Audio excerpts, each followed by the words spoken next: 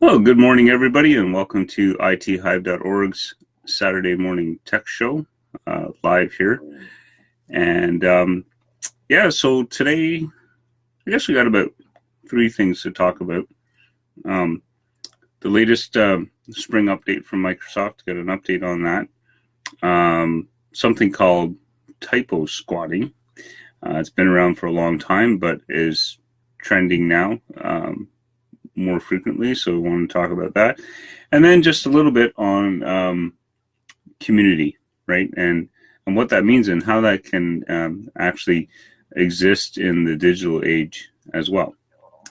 So without any delay, we'll start with good old Windows update. And I gotta say, there's a lot of people that complain about tech companies and well, you shouldn't do this. But, particularly in the case of Microsoft and Windows, Windows has always been an operating system that would run on every bit of hardware, right? Which, by definition, makes that a very complicated scenario. Now, I'm not saying here that Microsoft does everything perfectly. There's definitely some things that I'm frustrated about, and I see frustration with our client base as well on this front. And so we're out with another one of these big updates called the Spring Update this time, and I think there's two things on the frustration side that really irk me. One is there's no real control. You don't know when you're getting this update. You can't turn the update off. It just will magically show up one day and apply itself. The other thing that, from someone who does tech support, is an issue is that Microsoft doesn't share a lot of information about, what problems they're seeing or how they're dealing with it, or how what they're going to do moving forward to alleviate these issues. And so, so I hear a lot of it, people getting this update, and in my case, one of my own machines has the update, no issue. But most of my clients haven't seen the update yet, and maybe that's a good thing. Because what we're hearing out there through the grapevine, and unfortunately, again, not officially from Microsoft, is that this update in particular is causing a lot of blue screens. Now, it sounds like, from what I'm hearing, is that when that incident happens, the operating system backs itself out and installs, say, the previous version, right? But what does that mean? What is it going to mean for someone like us when our clients start to see this update more often, right? Is it going to be a disaster? Is it going to be something that we have to, manage, right? I'm not one of these people that says, "Oh, don't put updates on your machine," because, there's a downside to that too, right? Because if you have an up-to-date software, and it could be any software, right? Hopefully, for the most part, right, problems and issues have been resolved, new features get added, right? It's most of the time the best way to go, right? Yeah. So anyway, that's best practice. But yeah, so Microsoft, I wish you would change some stuff and put the control in the hands of the user, or the hands in the people supporting them. I almost think it's kind of puzzling to me, and again, I don't know exactly the right strategy here from Microsoft, but it almost seems that they're pushing this update out to machines they know won't have an issue, right? And doing that first, and then rolling out to others. I don't know. We'll have to see, right? I'm bracing for, when this hits my customers. I've been looking for it on my machines, and it's not coming. So maybe it's just a Canada thing. I don't know, maybe they're rolling out in the States more aggressively and less in Canada. I'm not sure. So anyway, that's it for that Windows update, so brace yourself. Updates are good, but sometimes they can be challenging. So we'll see, and I hope that Microsoft improves this process moving forward. So we can have more stability. So the second thing is something called typo squatting, right? Now, so what this is that what the bad guys do is they buy a website name that's very close to a website that you would normally go to. So when you type it in your browser, if you make that little mistake, right, in typing, right, you get a website that looks very similar to where you wanted to go, right? But it's not. It's actually, you're right at the bad guy's back door, and then you type in your user ID and password, boop, they have that information. Or it could be more elaborate than that.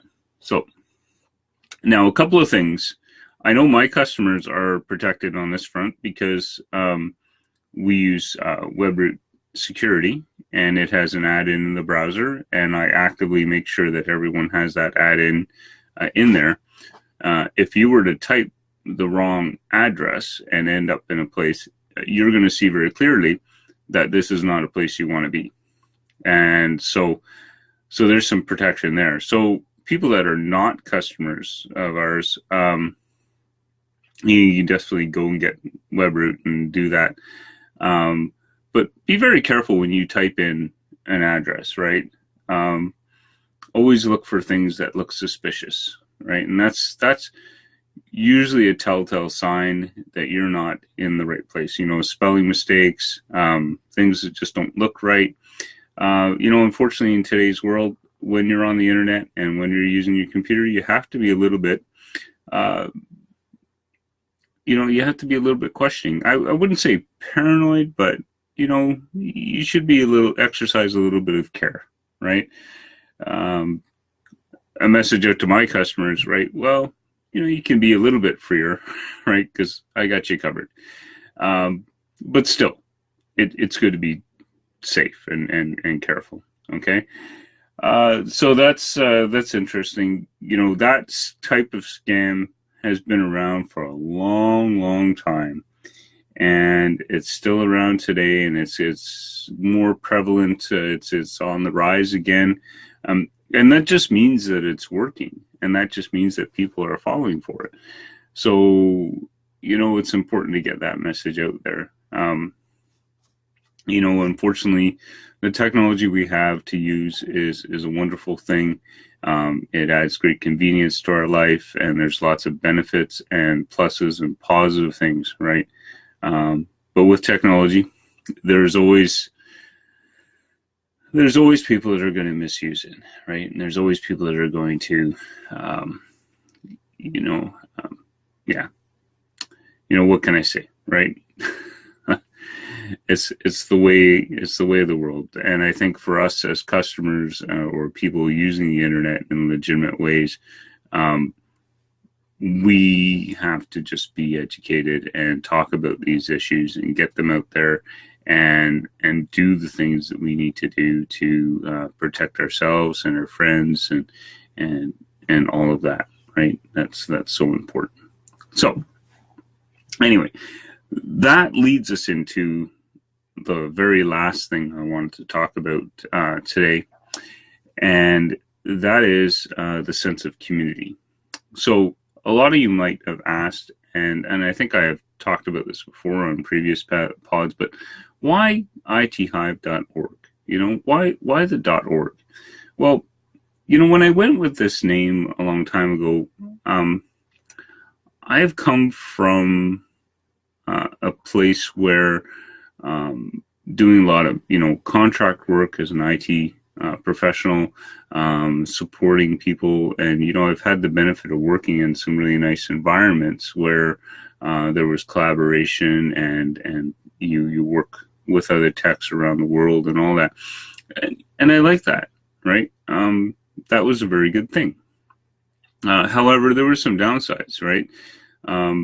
Unfortunately, sometimes in the business world, when we do business and we set things up, right, we set things up to be so skewed that the people actually doing the work aren't seeing the revenue or the money that they need to continue on, right? And it becomes a less attractive environment, and that definitely was the case for me.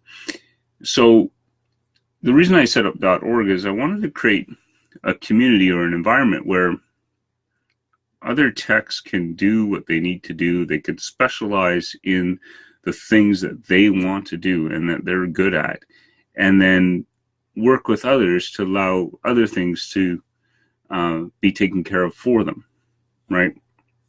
And then on top of that, make the money that they feel that they should make for the services that they provide, right? And obviously some of that, some revenue has to go to support the infrastructure and the process and the tools, for sure. But ITHive.org's merely looking for a cost recovery and a little bit of extra to pay for those things that aren't measured and managed. And then after that, right, the community would be that. So theoretically, somebody could come into this environment and even make more money than myself. I'm totally okay with that. I think that we are strong as a community, providing, having like-minded techs working together and providing service to customers, right? But even further than that, I think, in the coming years, what I see happen with ITHive.org is that not just techs, but other folks exist in this community that provide other services, and I can think of a few off the top of my head. Lawyers, accountants, what else? Well, those are two right off the bat. They could definitely provide service over the internet. And if everybody is protected by the same structure that we provide today to our customers, right, then it just facilitates a more trusting relationship, because you know that the person you're dealing with, right, their technology is being looked after and being managed. So that you're in safe hands, right? And everybody has that same those same things in place. So that's kind of where we're going. And I get really excited about this because I think we're on the edge now of going from where we are currently and starting to grow this resource-wise, so that there's more. I'm going to concentrate firstly and foremost on building up more techs, or more partnerships, those kinds of things, and then eventually over time, I think that we'll talk about business to business type interactions as well, from customer to customer, or even customer back to tech support person, right? So really it can flow a lot of ways, and very simple model, all based on I'm thinking right now anyway, a small monthly fee to have access.